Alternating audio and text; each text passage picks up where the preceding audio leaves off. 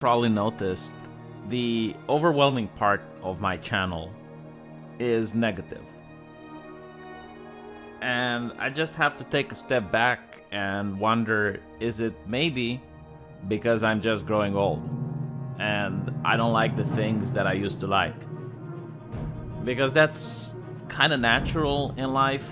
Many of the friends we used to have when we grew up are probably not our friends anymore, because we just have like different preferences and we changed. And it's not like we don't like our previous friends, it's just like we lost touch, we stopped talking to them just because we have like different preferences. And maybe this is what's happening here.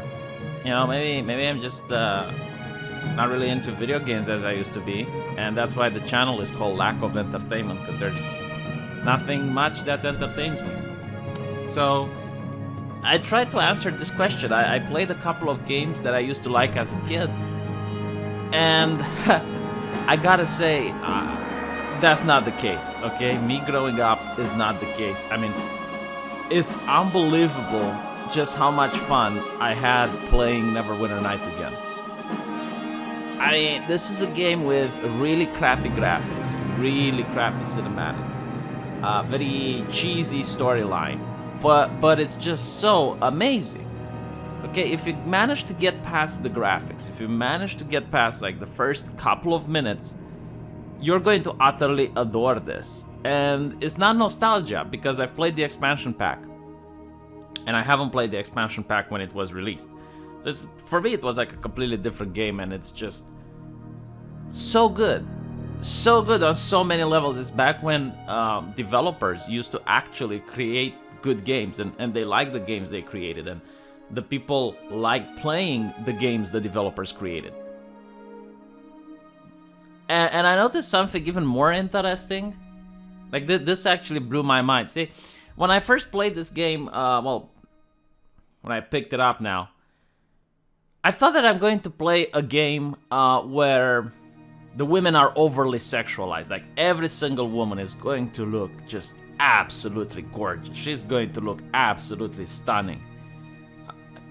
And all of the women are going to be white with yellow hair and blue eyes. But no, apparently that's not the case.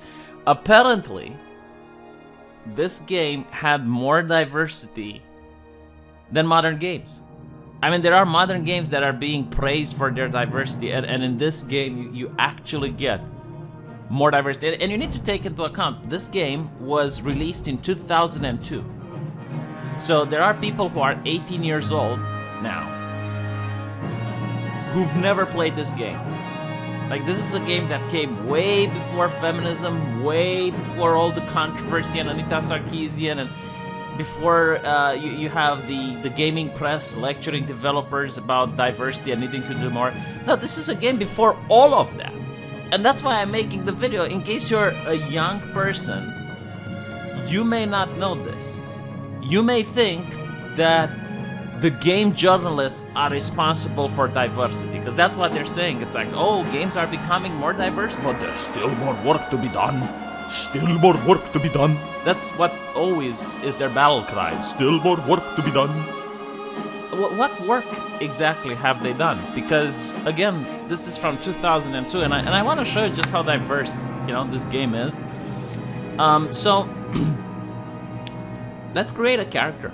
All right, let's see how the characters look like in this game. So I'm going to go with female, because, you know, now if you play a male in Mortal Kombat, or if you play a male in Diablo in Diablo 4, they already released a couple of concept arts.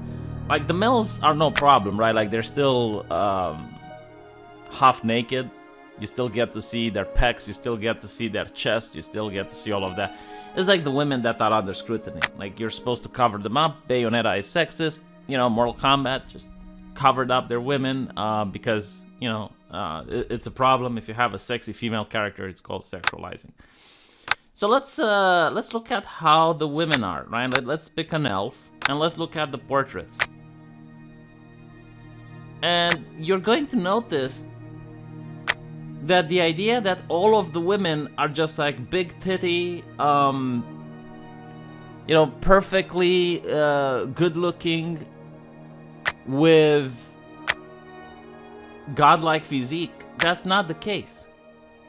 Like, you actually have not only do you have like diversity within the elves, right? Because you get like people that are more Asian looking, you get people that are more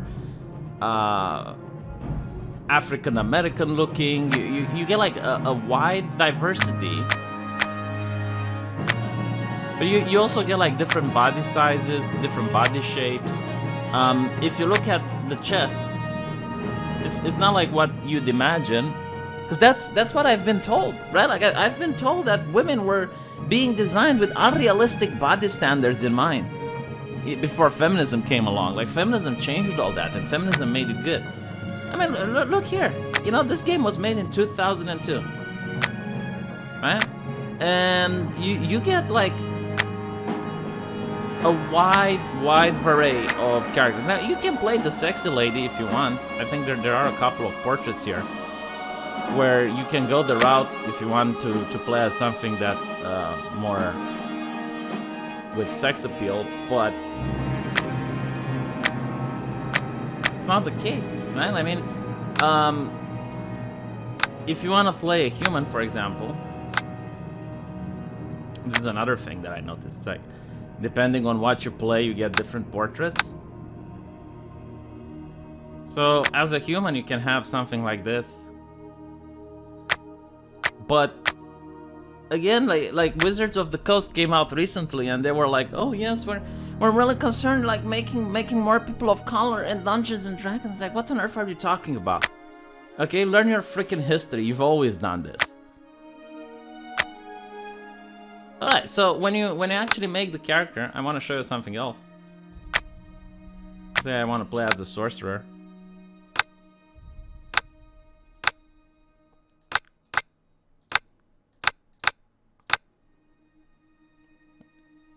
You can actually, you know, change the body size. But it's not only changing the body size, right? You can even play as an old lady. Like, this was Anita Sarkeesian complaining. It's like, oh yes, games are ageist. They don't allow for people to create. No, okay, like, they lied. They absolutely lied. This is what I wanted to make this video, because a lot of people are going to assume that in the past, video games were very boring, very dull. You had no option to customize the character. Like, you only had the straight white male archetype, and they were very boring. No. Now video games are made like that. You have example of video games made now where all the characters look the same. Okay, you look at the women, broad shoulders, strong jawlines, masculine traits.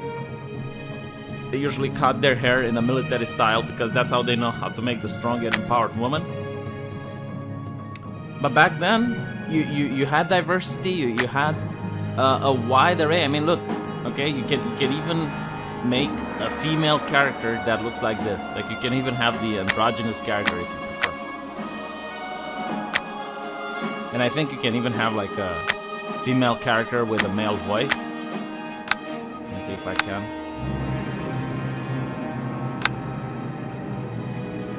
I don't know exactly where I get to pick the voice, but I'm pretty sure you can do that. I mean, you can do it in Baldur's Gate, so you can actually have a transgender character if you want. Right? Again, this is 2002. 2002. I don't even know if YouTube existed back then. But yeah, so I just wanted this to exist so that people know that they've been lied to. All right? Video games were always diverse, and the good thing is, like, back then, video games were actually made for gamers by developers who genuinely cared about the story, who genuinely cared about the plot, who genuinely cared about making a great game, a game that's enjoyable, that you like playing, and keeps you captivated in front of the screen for hours. And they're definitely good. I mean, you can buy this game on Steam. I think it's like $10 or something. And you get a lot of content for it, but that's what I did, and I'm having a blast. So, you know, let me know what you guys think, and I'll see you in the comment section. Take care.